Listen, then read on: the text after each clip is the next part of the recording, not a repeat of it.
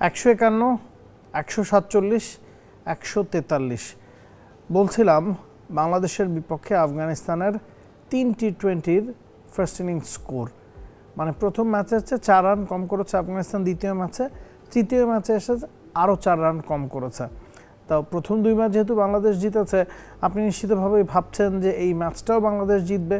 Mid innings শেষে বাংলাদেশই এগিয়ে, তবে কিছু জায়গায় বাংলাদেশ দৃষ্টিকটু ভুল করেছে। 100-র আগে আজকে আফগানিস্তানের 8টা উইকেট চলে গিয়েছিল। নির্দিষ্ট করে যদি বলি 98 রানে আফগানিস্তানের 8 উইকেট চলে গিয়েছে, তখন 15তম ওভারে খেলা চলছে।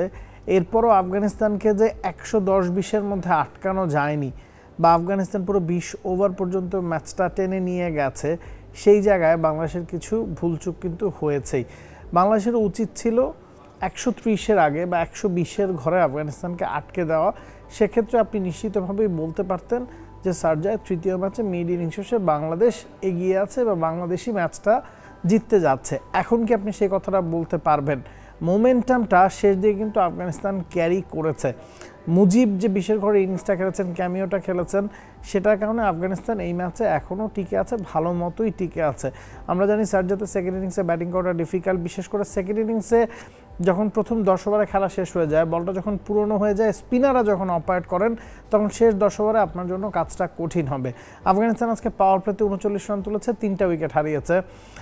10 ওভার শেষে তাদের রান ছিল 73 ওই 3 উইকেটে, তবে 73 থেকে 98 রান তুলতে তারা 5 উইকেট হারিয়েছে 25 রানের ব্যবধানে।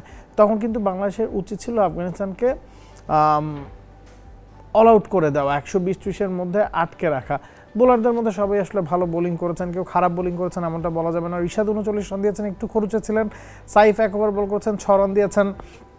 Saifuddin peak of the bowler, 3 ওভারে 15 রানে তার 3 উইকেট। নাসুম এবং তানজিম সাকিব দুজনেই তাদের 4 ওভারে 24 রান দিয়েছেন, দুজনেই উইকেট পেয়েছেন। শরীফুল 33 রান দিয়েছেন, তার নামের পাশে উইকেট আছে। যে 5জন স্পেশালিস্ট বোলার বল করেছেন সবাই উইকেট পেয়েছেন। তবে আফগানিস্তান পুরো 3 ম্যাচেই আসলে তাদের মিডল অর্ডার নিয়ে কিছুটা ভুগেছে, টপ অর্ডারও তারা উইকেট হারিয়েছে। তো সব মিলিয়ে বাংলাদেশের বোলাররা কিন্তু ভালো লাইন লেন্থ মেনটেন করে বল করেছেন।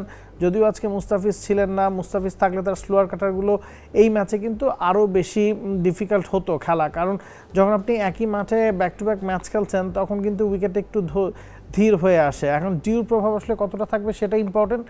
ক্রুশাল হচ্ছে বাংলাদেশ পাওয়ার প্লেটা কীভাবে কাজে লাগে। বাংলাদেশ যদি পাওয়ার প্লেতে খুব বেশি উইকেট না হারিয়ে একটা ভালো স্টার্ট পায়, সেক্ষেত্রে শেষ 10-এ গিয়ে আপনার কাজটা সহজ হবে।